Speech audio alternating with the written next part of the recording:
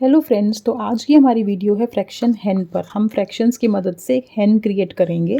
तो एक सर्कल में आपको इस तरह से फ्रैक्शंस डिवाइड करके मैं आपको आगे समझाऊंगी।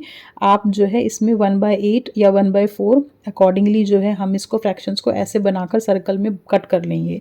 ठीक है, तो ये मैंने फ्रैक्शंस के लिए डिफरेंट डिफरेंट कलर्स को मैंने ऑलरेडी कट करके रखा है। ये सारे फ्रैक्शंस जो हैं ये 1/4 के लिए हैं डिफरेंट कलर्स में। और एक ये हमने लिया है हाफ, ये लिया है हमने हाफ सर्कल। ठीक है, तो अब इनको हम असेंबल करते हैं और एक बनाते हैं एक फ्रैक्शन हेन।